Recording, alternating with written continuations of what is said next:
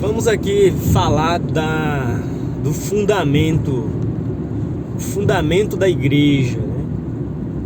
Aonde que a igreja é edificada. Vamos falar desses assuntos, fundamento.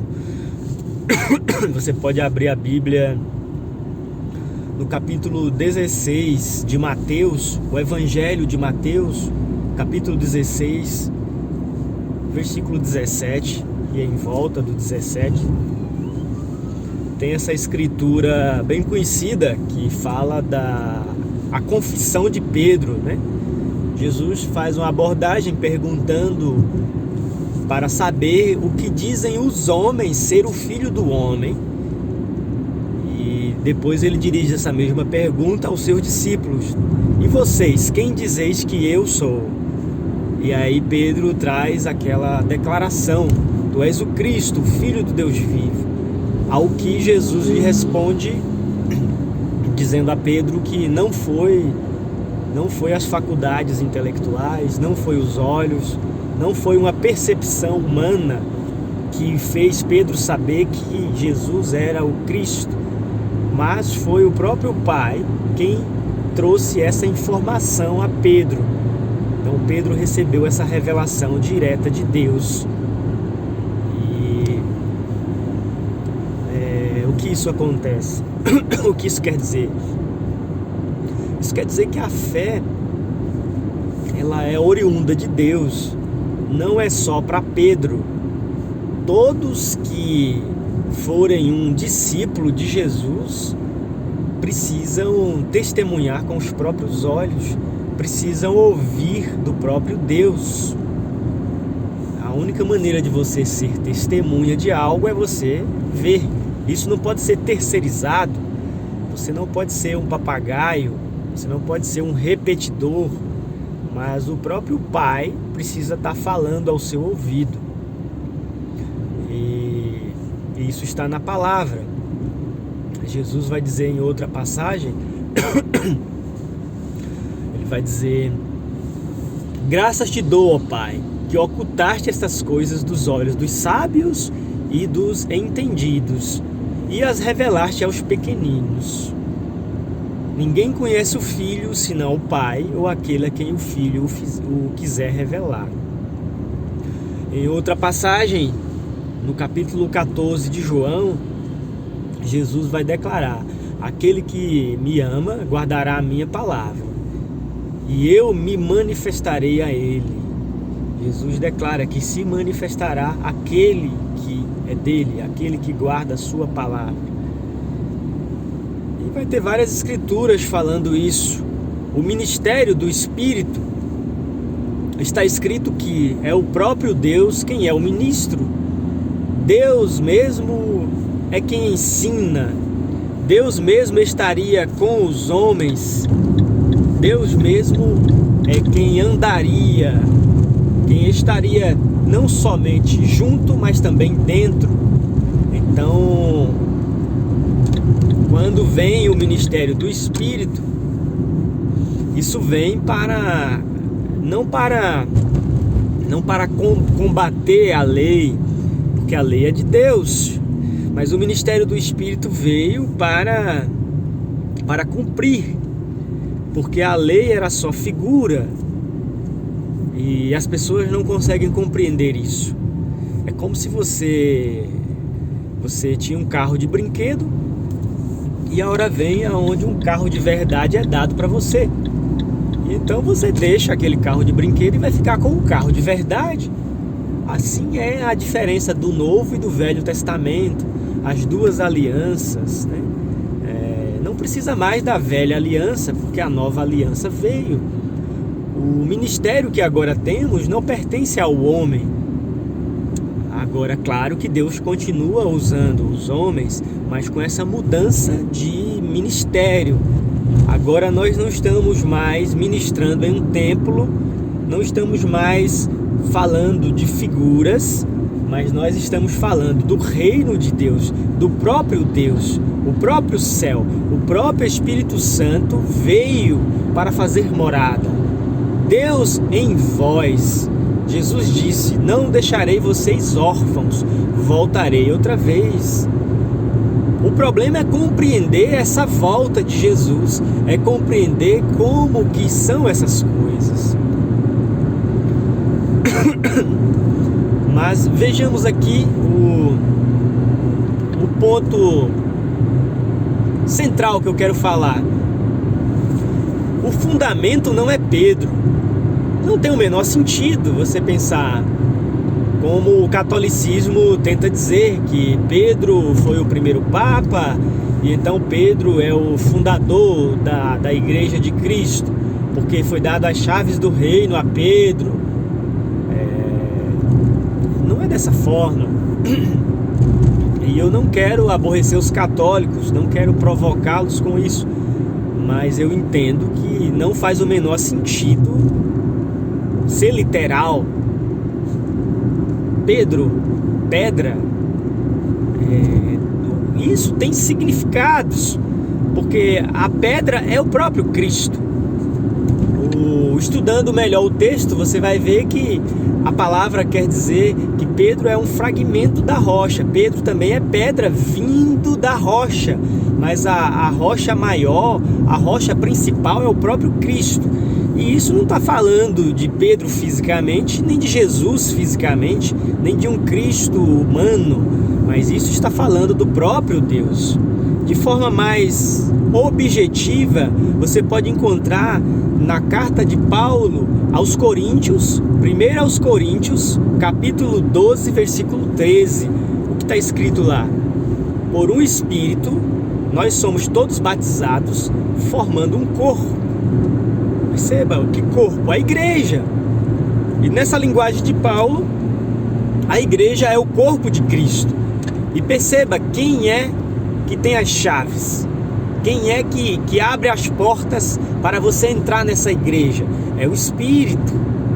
Por um Espírito nós somos batizados. Eu não fui batizado em Pedro. Pedro não abriu as portas para mim.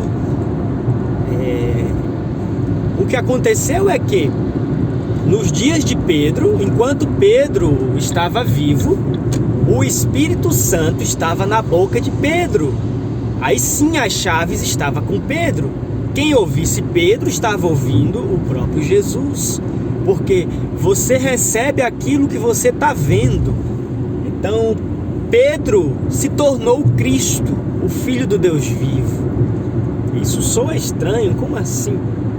O Filho do Deus vivo, o Cristo, não é carne e sangue. O Jesus Salvador não é o humano. O que salva você não é um homem, não é algo humano. Você precisa entender a humanidade de Jesus. Aquele bebê que virou um homem e que morreu na cruz, aquilo era o cumprimento da palavra de Deus, e o cordeiro seria sacrificado. Mas o que é que o mesmo Pedro vai dizer? Que o cordeiro foi imolado antes da fundação do mundo e foi manifestado no tempo. Então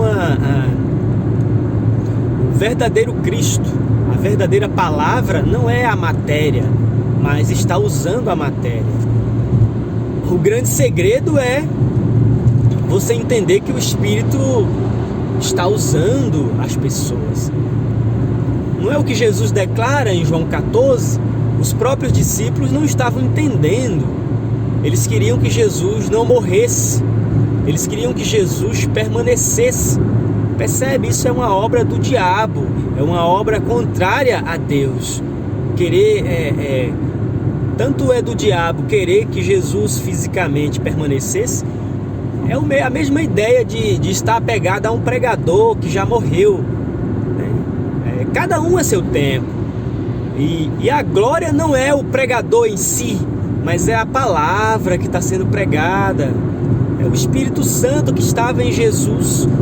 Depois ele permaneceu nos seus seguidores. É o que Jesus disse: o Pai está em mim, é Ele quem faz as obras. Então Deus é Espírito, Deus estava habitando naquela carne humana chamada Jesus. e aquilo sai de cena, fica os discípulos, e os discípulos saem de cena, e Deus sempre está usando alguém até os nossos dias. Mas a mentalidade das pessoas é sempre de olhar para o passado. Não é isso que eles diziam para Jesus? Nós acreditamos em Moisés. Ora, o que Moisés disse estava ali diante dos olhos deles. Hoje é a mesma coisa, as pessoas ficam sempre olhando para trás, não conseguem entender esse mistério da palavra, que Deus está aqui. A palavra de Deus é vida. Jesus disse isso: minhas palavras são espírito e vida. Perceba, Jesus não disse que a palavra dele é um livro. Os homens é que estão dizendo que a Bíblia é a palavra de Deus e vão enfeitando a coisa toda. Ora, não temos que nos posicionar contra a Bíblia. Jesus não se opôs à Bíblia, Jesus é o cumprimento dela. As Escrituras são importantes, mas as Escrituras, somente letras, somente o livro, não muda a vida de ninguém. Você pode comprar a melhor Bíblia, se é que existe uma melhor Bíblia, né? Só aí já vai ter uma confusão danada, né? No grego os homens intelectuais estudados e não conseguem entender que a palavra de Deus é espírito e vida.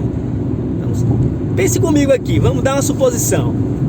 Acabou a Bíblia, explodiu, queimou, não tem mais Bíblia, e aí? Então Deus morreu, Deus é um livro, é isso? Não, Deus é espírito, Deus é poderoso. Se acontecesse essa suposição da Bíblia ser varrida da terra, não mudaria nada, não anularia Deus.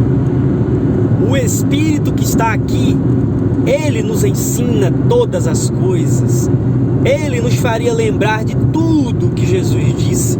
Ele faria o mesmo, porque um livro, antes de ser um livro, é uma mente.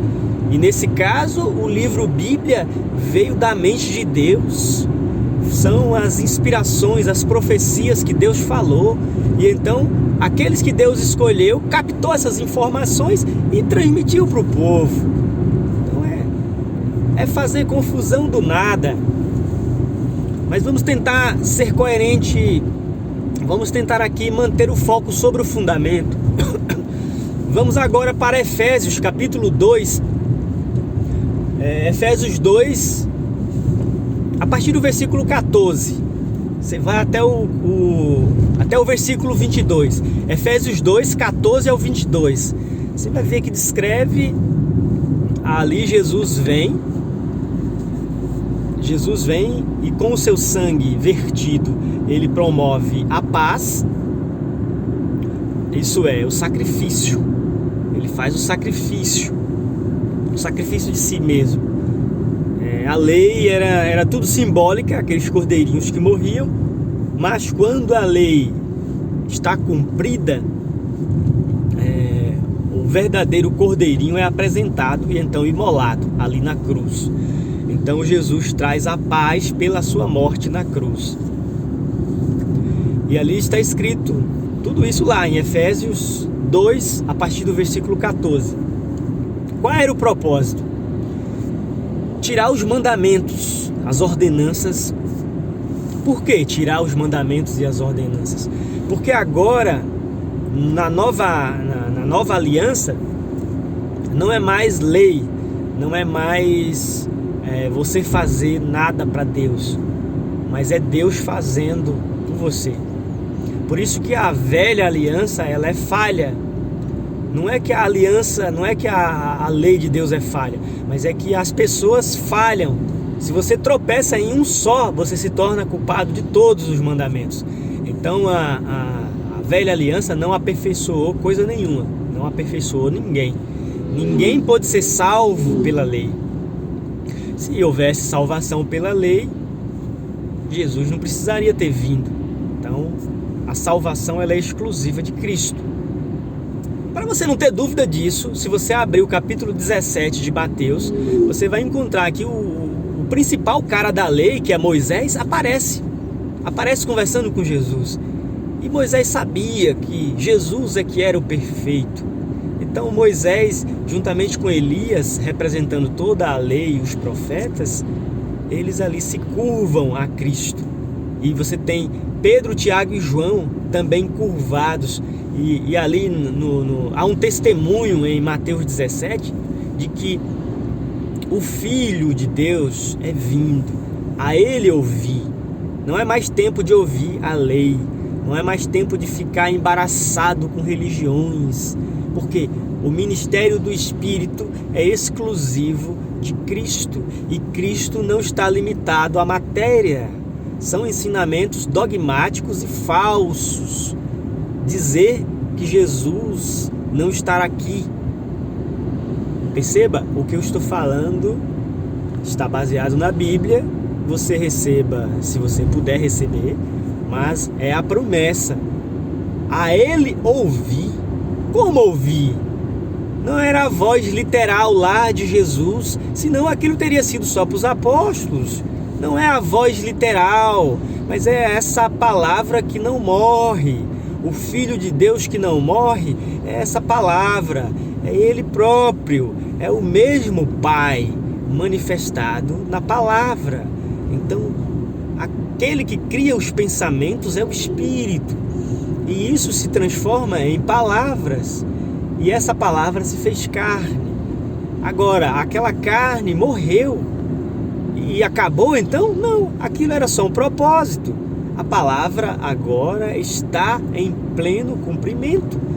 O sacrifício foi para isso. Então o que é que diz lá em Efésios? Tirou os mandamentos dos dois povos, fez um só povo. Não é isso que Paulo vai dizer em outras passagens? Há um só corpo, há uma só família, há um só Deus, há uma só fé. Está a unidade da fé. Deus não é mais de um, é um só. Deus unificou todas as coisas em Cristo. Você nunca leu Efésios capítulo 1, versículo 9 e 10?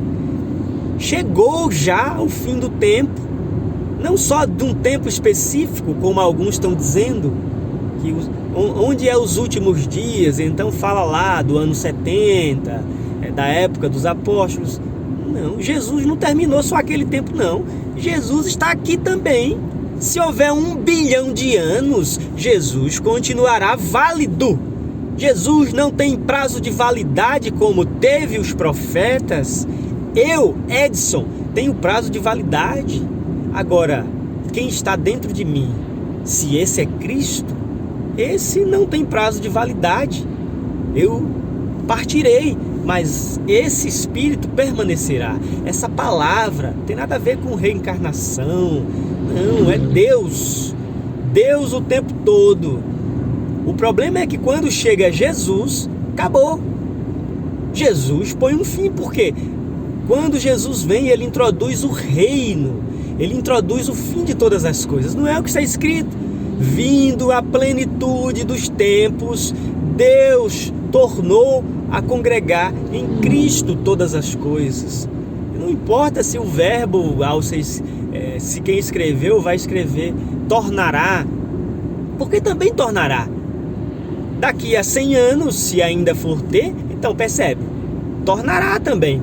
Mas não é que vai ainda acontecer. O tempo vai acontecer, o tempo aqui. Hoje é hoje, amanhã ainda está por vir. Agora, Jesus não é tempo. Essa palavra não é tempo. Entenda você, o Espírito Santo é a eternidade. Se você nasceu em Cristo Jesus, você não é mais um elemento do tempo. Você não vai ter mais tempo contado como Adão. Você agora é um ser eterno em Deus. Tudo foi feito uma coisa só em Cristo. Está escrito, o céu e terra foram congregados de volta em Cristo. O chamado de Deus é para Cristo. Todos aqueles que são dele virão, serão atraídos. Diferente da igreja, esse evangelho que as igrejas estão falando, eles começam a falar com livre-arbítrio. Ok, então você sai da católica e vai para a evangélica e vice-versa, sai da evangélica e volta para a católica. Isso é dos homens. Agora, esse evangelho do Espírito Santo não pode vir a mim se por meu Pai não for enviado. Tô nem aí pro mundo. Eu que disse isso? Leia a tua Bíblia, capítulo 17 de João. O que Jesus diz no capítulo 17 de João está lá. Você não tem coragem de ler? Então escute o que está lá. Jesus abre sua boca e diz: não oro pelo mundo, eu oro por estes e por aqueles que hão de crer em mim. Essa verdadeira obra de Deus é feita por Deus. Esses verdadeiros membros do corpo de Cristo são gerados exclusivamente pelo Espírito Santo. Não tem nada a ver com carteirinha de membro, não tem nada a ver com a sua vontade e a minha vontade e livre-arbítrio, coisa nenhuma. É exclusivamente a vontade de Deus. É isso que está escrito, eu não estou inventando nada, eu posso provar cada palavra que eu estou falando. Isso é o Evangelho de João. Não nasceram segundo a vontade do homem, da carne, mas nasceram de Deus, pela fé em Jesus. E essa fé não vem de você, é dom de Deus. Deus é quem crê, Deus é quem fala, Deus é acima, Deus é por nós, Deus é em nós. Essa é a palavra do Senhor. Ele é tudo. Paulo traz essa compreensão. Quem é esse filho do homem, Pedro? Quem é esse filho do homem, meu irmão e minha irmã? Você está com a mente religiosa, pensando no humano Jesus, pensando no que disseram, que Jesus está lá no céu. Não. Jesus falava face a face com Nicodemos, e o que é que ele disse? Ninguém subiu ao céu, senão aquele que desceu, o Filho do Homem, o qual está no céu. Ora, mas Jesus falava da sua carne? Não. O Filho do Homem não se trata de um homem, não se trata de um humano, mas o Filho do Homem se trata dessa palavra, esse Espírito. A carne do Filho do Homem verdadeiramente é comida. Você pode comer a carne e beber o sangue do Filho do Homem? Não é literal, percebe? É exatamente isso. A carne é a palavra de Deus. O sangue, o Espírito, é isso, é a vida. Então isso está falando de um corpo. Isso está falando do todo. Naquele dia você vai saber, você vai provar, por isso que você vai ver, você vai nascer. Eu estou no Pai, vocês em mim e eu em vocês. A divindade é isso. Aquela divindade solitária do Deus invisível e inacessível, aquilo se tornou um ser humano chamado Jesus de Nazaré. A divindade toda estava corporizada ali. Agora ele disse: o grão vai morrer. Não deixe isso acontecer, Senhor. Satanás, você não entende o plano de Deus. Esse grão vai morrer porque ele vai multiplicar-se, ele vai ressuscitar em glória. E então ele morre para matar a morte. E então ele ressuscita em glória. E ali começa-se a manifestar os filhos de Deus. Agora não era mais um só, agora eram vários. Então essa verdadeira igreja é oriunda do coração de Deus. Você também tem as chaves para abrir a porta e entrar. Para que serve uma chave, meu irmão? Para abrir uma porta. Do que está falando? Não é literal. A chave representa a fé. Você recebe a fé, a compreensão do mistério de Deus. Então, quando você compreende isso, o que é que você vai fazer? Se você compreende o que eu estou dizendo, você vai reproduzir isso. Isso é simples. Então, se você compreende, você vai aceitar. E se você aceita, você vai reproduzir. Simples assim, como uma receita de bolo. Se você entendeu como fazer os ingredientes, você vai fazer o mesmo bolo.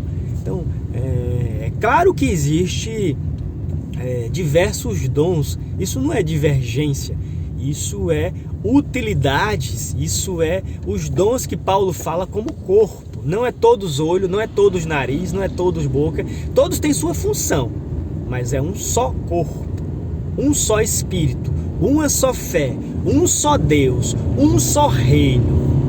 Isso é a verdade. Isso não tem nada a ver com estar contra as outras religiões. Cara, vá acreditar no que você quiser, só que a fé de Jesus Cristo não é a minha fé. Eu abandono a minha fé, eu abandono as minhas crenças. Eu não pertenço à católica, não pertenço à evangélica, não pertenço a religião nenhuma e já pertenci. Eu nasci católico, mas eu declaro que essa tradição que recebi dos meus pais é uma tradição vã. Eu estou falando exatamente o que Pedro disse. Ele nos resgatou das vãs tradições que recebemos dos nossos pais. Por que eu digo isso? Porque eu recebi agora as vestimentas, a verdadeira igreja, a verdadeira religião eu agora recebi. Como é que eu recebi? Eu nasci nela, o Espírito Santo me gerou.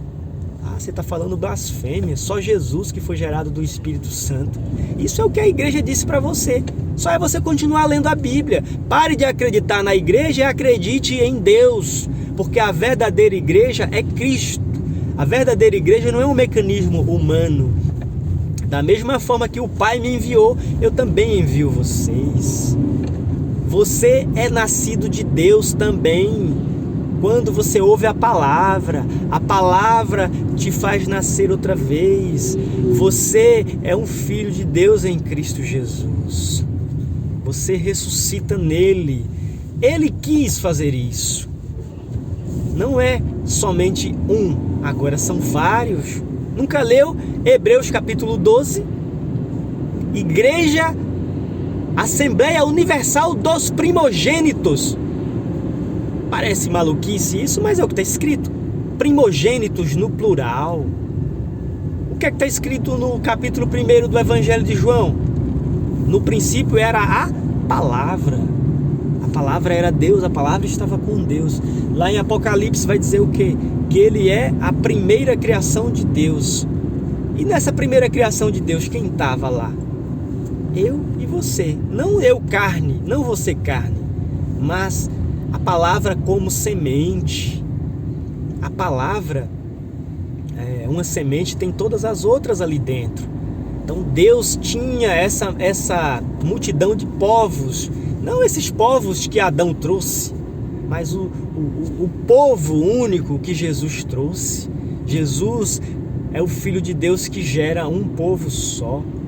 A igreja é uma só, um só reino, nascidos do Espírito de Deus em perfeita harmonia, com diferentes propósitos, mas com o mesmo caminho, com a mesma direção e harmonia.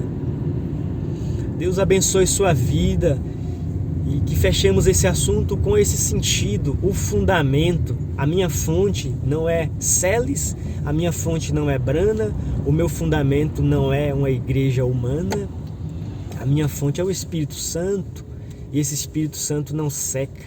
O meu fundamento é Deus, a rocha de todas as eras, e isso não é propriamente meu, mas é de todos nós que fazemos parte dessa grande construção de Deus. Leia Efésios 2, do versículo 14 a seguir. Edificado sobre o fundamento dos profetas e dos apóstolos, o ensinamento dos profetas e dos apóstolos, sendo o próprio Cristo a principal pedra desse grande edifício, que é a igreja. Individualmente são pessoas que o Espírito Santo vem fazer morada. E então há essas centenas de milhares de pessoas que são eleitas e então são um só corpo. Todos somos um em Cristo Jesus. Deus abençoe a tua vida nesse único e precioso nome. Amém.